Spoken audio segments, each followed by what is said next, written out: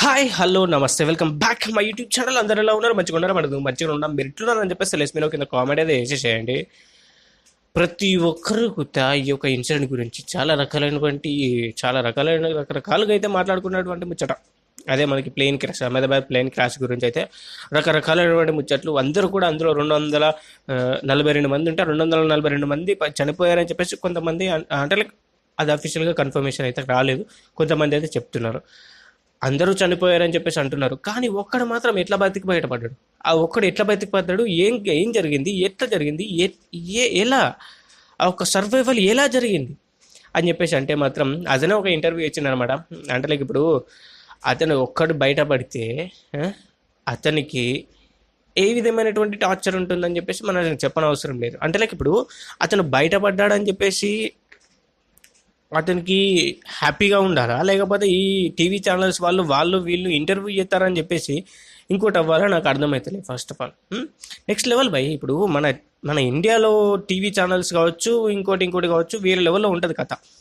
బయటపడ్డాడంటే ఎట్లా అయింది, ఏం కథ, ఇది ఎట్లా అది ఎట్లా అని చెప్పేసి ఎట్లా చేసినా సరే ఇంటర్వ్యూ తీసుకోవాలి. డబ్బులు ఇచ్చి మరీ ఇంటర్వ్యూ తీసుకుంటారు అనమాట. నెక్స్ట్ లెవెల్లో ఉంటుంది కథ. మేము ఫస్ట్ తీసామని చెప్పేసి గొప్పకు పోవడం కోసం ఎంత దానికైతే దిగదానికైతే ట్రై చేస్తారు కదా.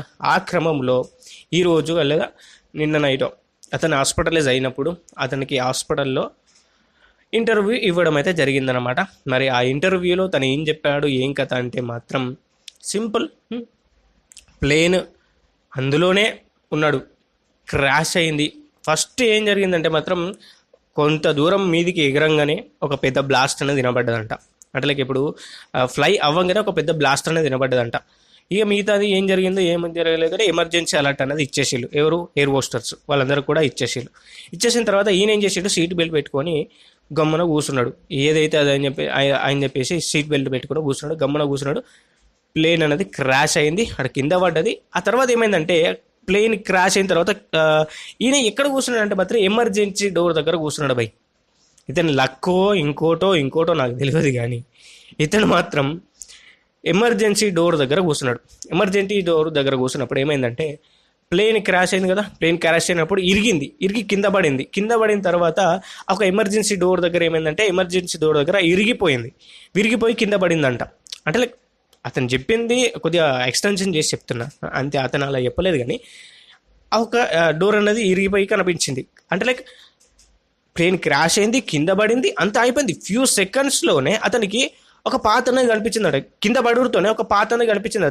తను లేచి చూసి తను చనిపోయాడని అనుకున్నాడంట. తను లేచాడు, చూస్తే బతికే ఉన్నాడు.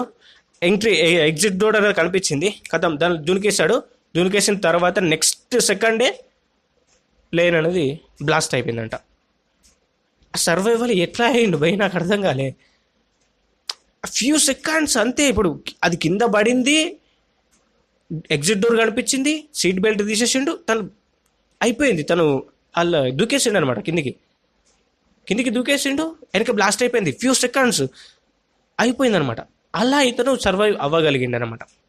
జనరల్గా చూసుకున్నట్లయితే కొంతమంది ఏం చెప్పారంటే నిన్న కొన్ని ఆర్టికల్స్ కావచ్చు, కొన్ని డిఫరెంట్ కైండ్ ఆఫ్ థింగ్స్ కావచ్చు, ఇంకొక నెక్స్ట్ లెవెల్కి అయితే వెళ్ళిపోయినాయి.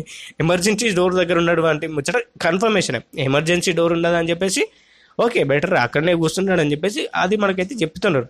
కానీ వీళ్ళు ఇక్కడ చెప్పింది ఏంటంటే గాల్లో దూకిండు అని చెప్పేసి. ఈ అది ఒక బిల్డింగ్ మీద అంటే గాల్లో దునికిండు, గాల్లో నుంచి దునికిన తర్వాత ఒక బిల్డింగ్ మీద ఉంది, బిల్డింగ్ మీద నుంచి కిందికి వచ్చేసిండు అని చెప్పేసి డిఫరెంట్ కైండ్ ఆఫ్ థింగ్స్ అనేవి చెప్పేసినప్పుడు గాల్లో ఉన్నప్పుడు ఎమర్జెన్సీ ల్యాండింగ్ కనుక చేస్తే ఏమవుతుందో మనందరికీ తెలుసు కదా. వితౌట్ ప్యారాషూట్ గోవిందా అయిపోతారు కదా. మరి అతనికి చిన్న గాయాలు మాత్రమే అయినాయి అతను చూస్తుంటే. అంటే లైక్ ఒక వేరే ట్రాన్స్లోకి వెళ్ళిపోయిండు, కానీ చిన్న గాయాలతోనైతే బయటపడ్డాడు.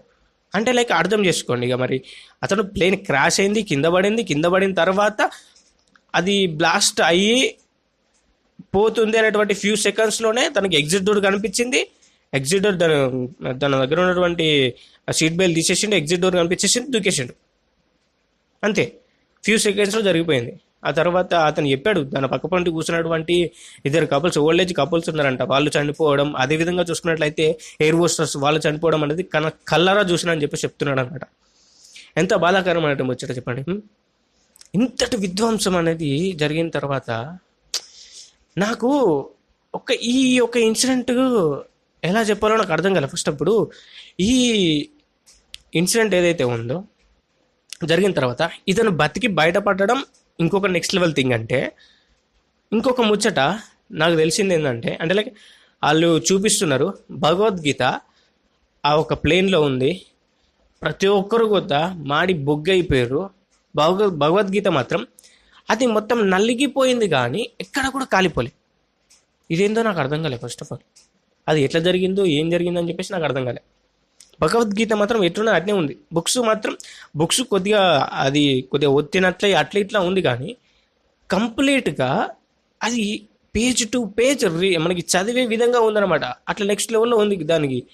అది ఎలా బతికి బయటపడ్డదో ఆ భగవద్గీత అనేది నాకు అర్థం కాలే. సేమ్ టు సేమ్ ఈతని లైఫ్ అదేనే ఉంది కథ.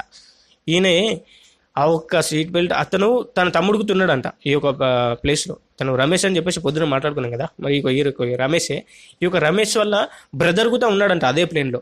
మరి ఆ బ్రదరు వాళ్ళ గురించి అంటే లైక్ బ్రదర్ గురించి ఇంకోల గురించి ఒక్క సెకండ్ కనుక వాళ్ళ గురించి ఆలోచించి అతను ఆ ప్లేన్లోనే ఉంటే కథం అదే సెకండ్ అతను కూడా అందులోనే మసైపోయేవాడు.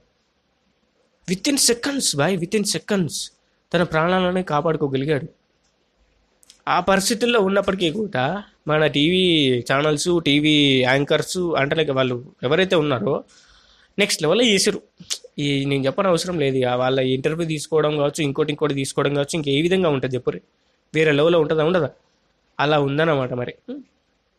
మరి నరేంద్ర మోదీ గారు పోయేసి అక్కడ ప్లేన్ క్రాష్ అయినటువంటి హాస్పిటల్ దగ్గరికి వెళ్ళారు. అది గమనించారు, ఏం జరిగింది ఏం కథ అని చెప్పేసి దాని గురించి కూడా తెలుసుకున్నారు.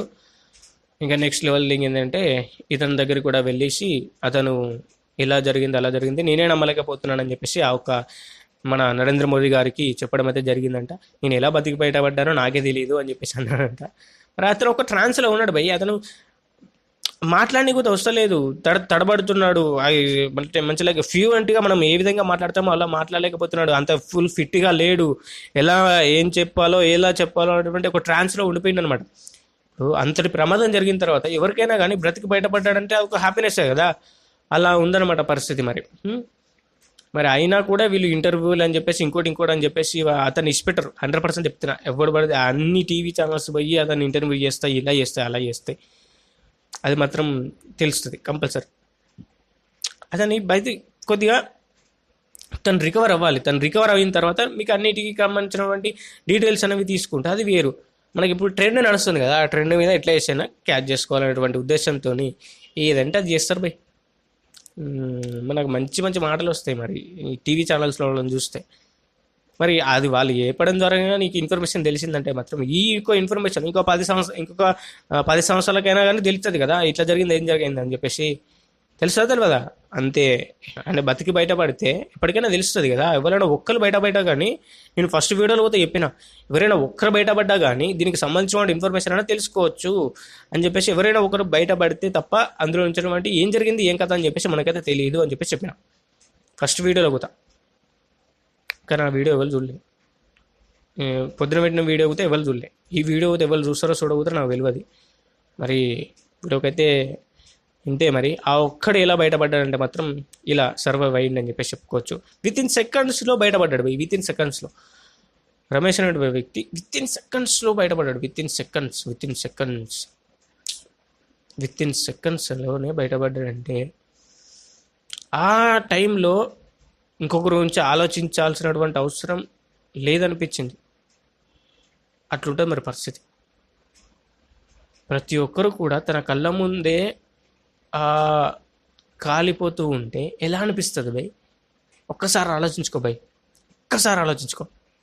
నీ కళ్ళ ముందే కొన్ని వందల మంది కాలి బూడిదవుతుంటే ఎలా అనిపిస్తుంది?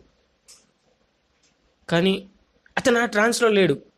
అతను వేరే ఇదిలో ఉన్నాడు కాబట్టి అతడు ఏం చేయలేకపోయాడు. అయినా కానీ ఏం చేయలేడు అసలు. విత్ ఇన్ సెకండ్స్లో కదా, విత్ ఇన్ సెకండ్స్లో అతను దూకేస్తాడు, ప్లేను బ్లాస్ట్ అయిపోయింది. మరి అలా ఉంది పరిస్థితి.